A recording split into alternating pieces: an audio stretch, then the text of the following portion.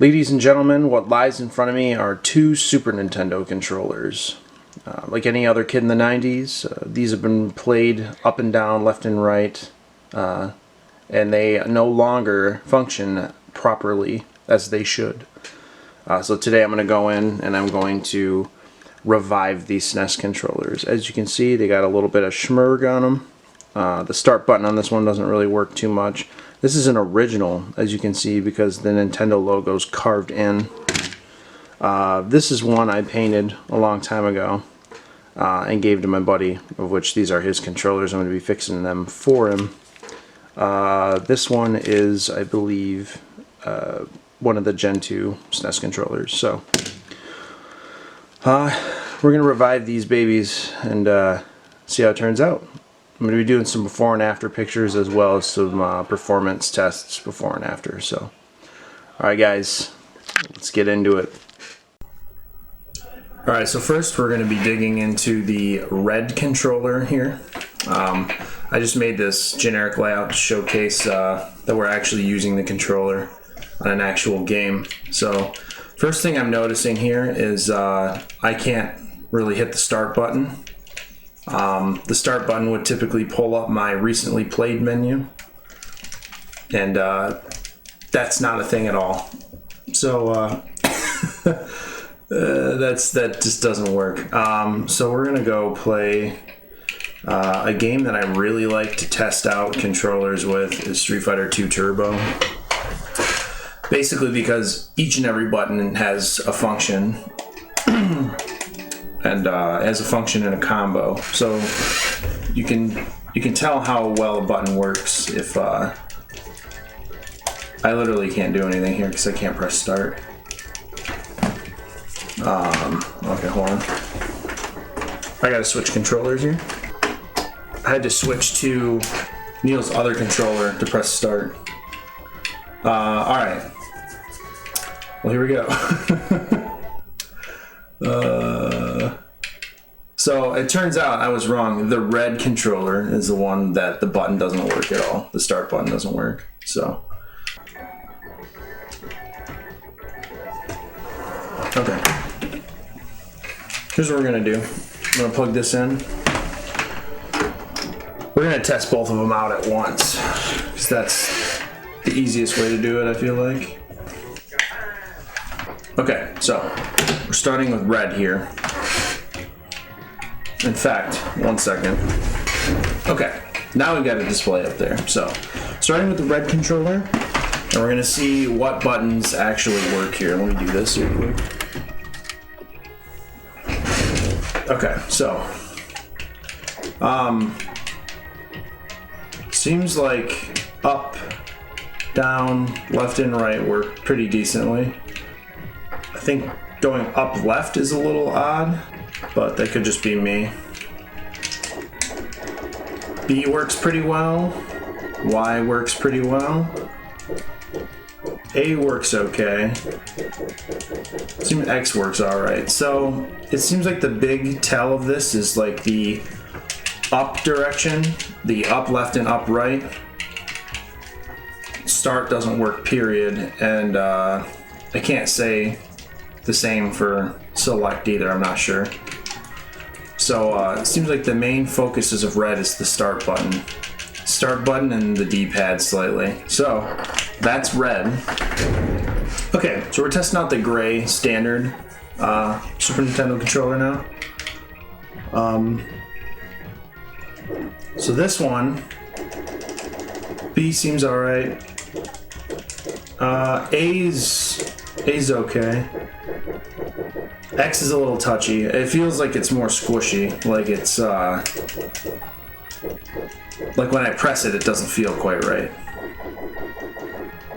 And Y seems okay. R is okay in this one.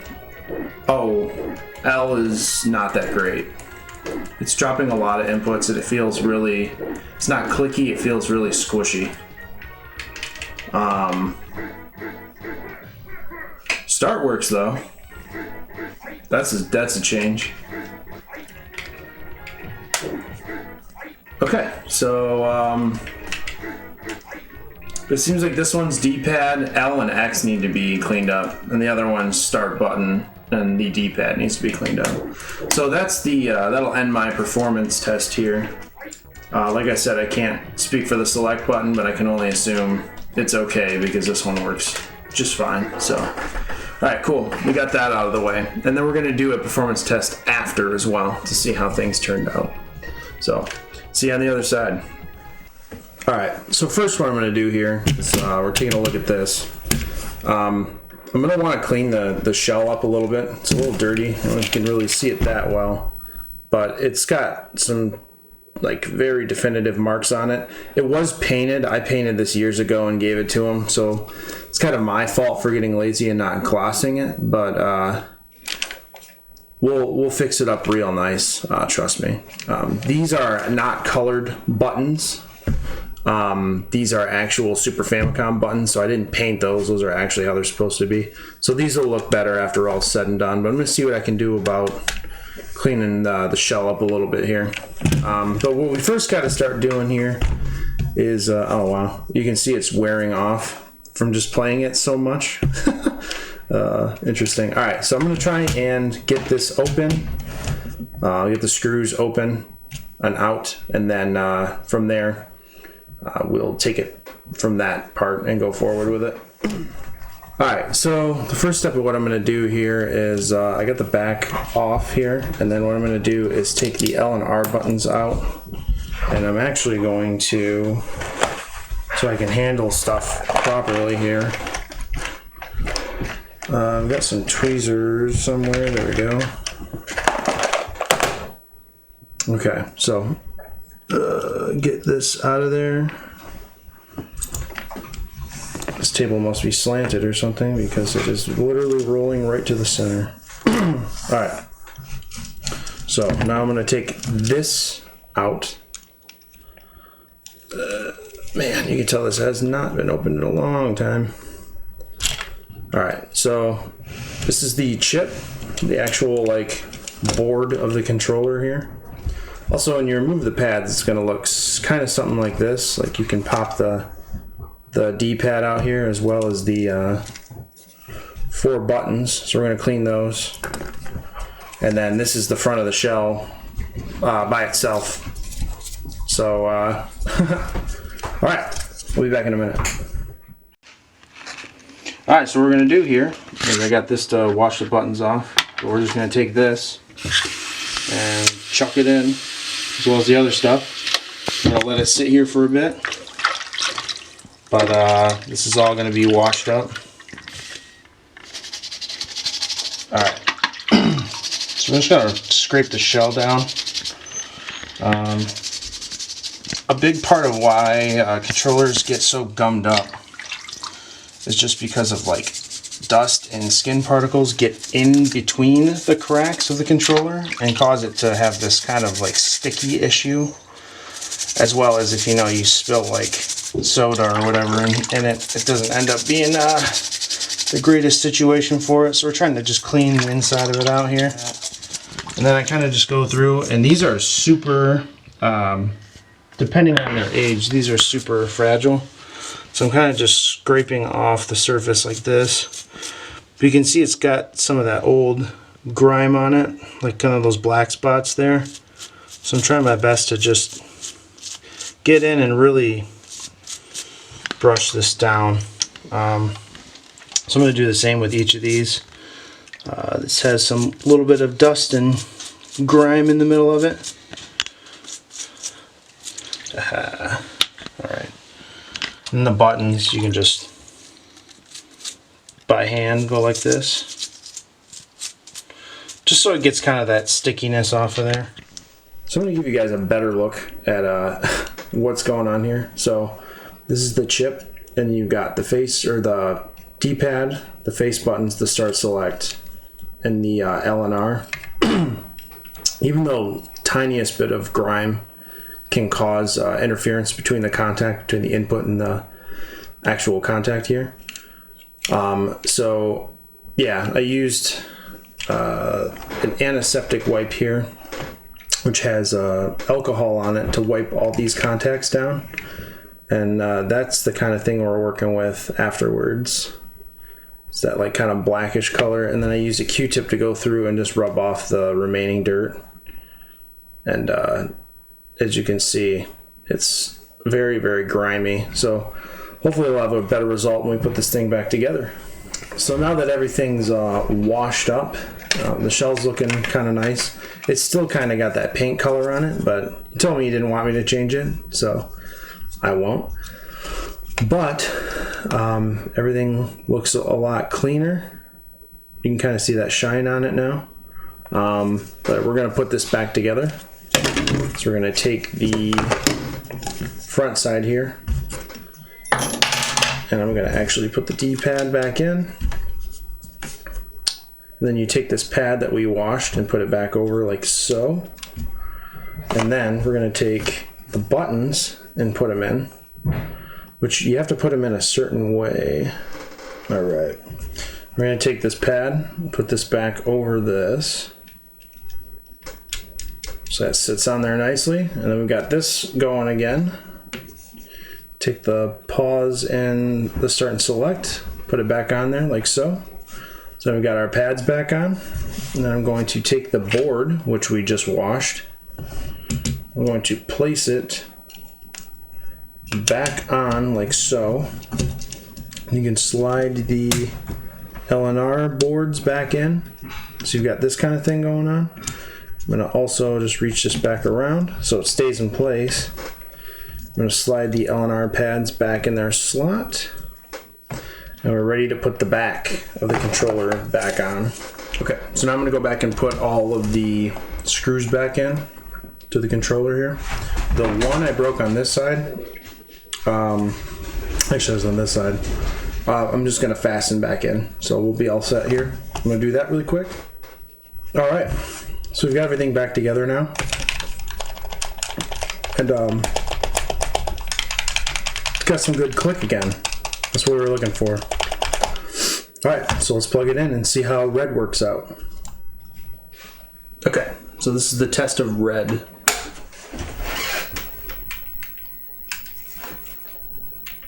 Hey, start button works. Start button works. All right, that's a good start.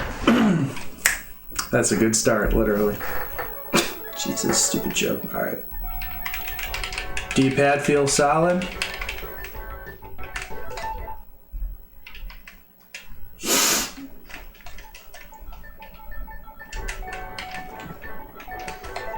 Let me plug the other controller in really quick. We're going to get the same test and an extra test.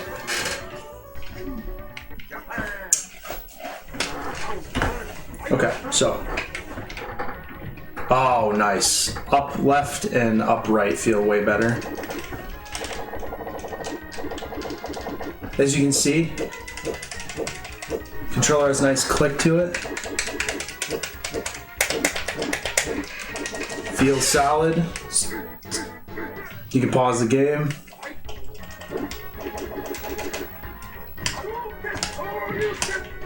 Directional inputs. Solid. Awesome. All right. So now we're going to fast forward and do this one. So I'll see you in a bit. All right. So the main concern I had with this one was just kind of how grimy a little bit of it looks. It really kind of makes it hard to press down some of these buttons. And they're a little bit sticky. Same with the Y button. It's a little bit sticky. And the L and R buttons are a little bit sticky. So when I go through and I'm going to clean this, I'm going to really focus on just when I clean the shell in the sink, I'm going to really focus on just cleaning a lot of this up and getting all that gummed up business out of there. So I'm going to go do that quick, and we're going to use the power of editing to go forward in time. So I'll see you guys in a couple seconds for you, but probably like 15 minutes for me. All right, hold on. All right, so I'm finishing up everything I did with the other controller with this one. I'm just putting in the last couple screws here, and I'll show you exactly what it looks like, and we'll see see how it works with Street Fighter, and then we'll put both these controllers to the ultimate test.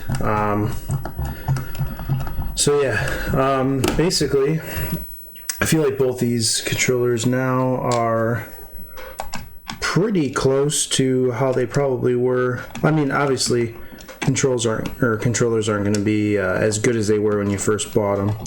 Ooh, this one's fighting me hard. But we can get them back pretty close. Obviously, there's just going to be wear and tear on the board, so there's not really much you can fix about that. However, a lot of taking care of your controllers over the course of using them can give them massive longevity. So let me get these finished here, and we'll take a look at the actual controller itself. All right, so the controller you saw before now looks like this. Really, really nice shell. It actually was a super clean shell when I cleaned it. Like, it looks brand new. I think it might have just gotten a little dirty over time. The back there looks super solid. But yeah, we're gonna test out the gray controller now. Okay, so like I said, we're gonna give it the same test. Use the red one as player 2, but here's the gray one now. Ooh. Wow, that feels really good already. Start button works, up and down work, A works. So we're gonna do the Street Fighter test. Oh man, I don't even have to barely press anything, and it just goes. This controller is really nice now. Wow. I'm like barely pressing the button. And it's just flowing so nicely. Wow, that's super good. Left and right, up left, up right, really nice. Wow. Okay, so all the face buttons are pretty much perfect.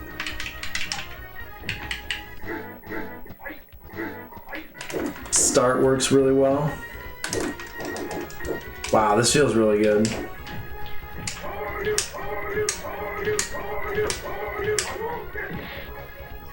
All right, sweet. So now that these controllers are both cleaned and fixed up, we're gonna put them to the ultimate test. And the ultimate test is, can it project base? Because if it can't project base, then you gotta work on it a little more. But here we go. So we're gonna start with gray here.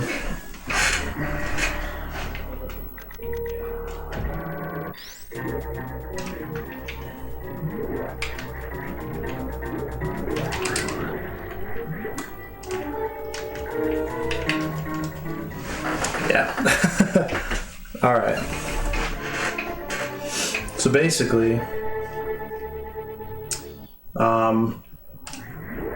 a lot of really important inputs here in project. It feels super nice. Like, this is really, really nice. And you can see the select button works really nicely too, up in the top there. So this is me barely tapping select.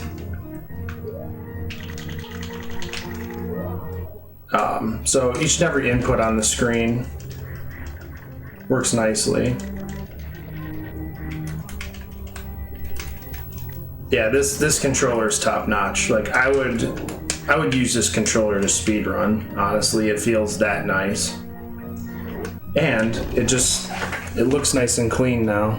So like this is like a perfect controller if you're gonna. The only thing I would do is probably, if I was gonna use it to speedrun, I'd change it to the convex buttons. But other than that, that's perfect. So that's the gray controller. All right. So here we got red, and let's see how this plays.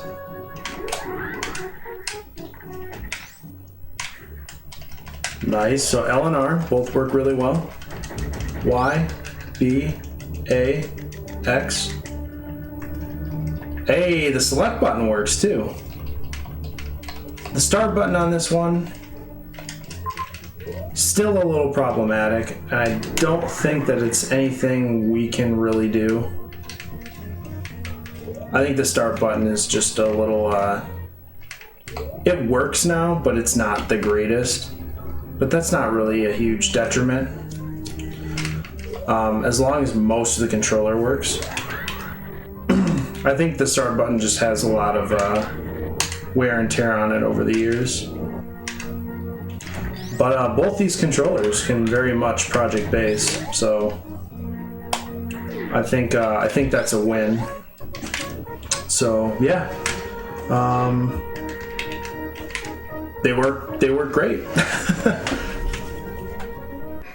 So yeah, in the grand scheme of things, the red controller, of which had start button issues and kind of still has start button issues, looks a lot cleaner. Obviously, it's just the paint job that makes it look a little lackluster there, but was told not to change it. I didn't want to change anything, so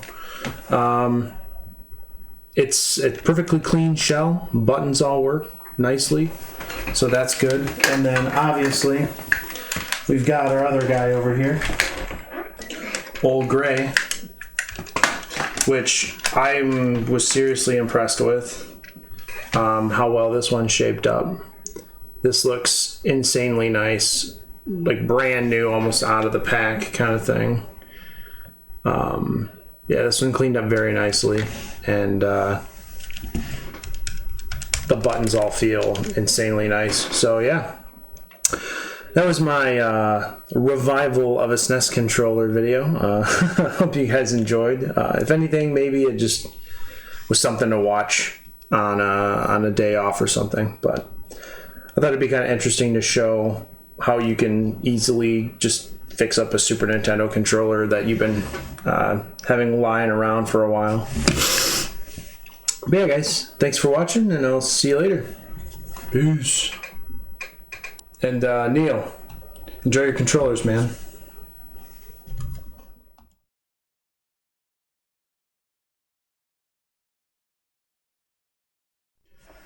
Okay, so this one screw right here is so utterly stripped.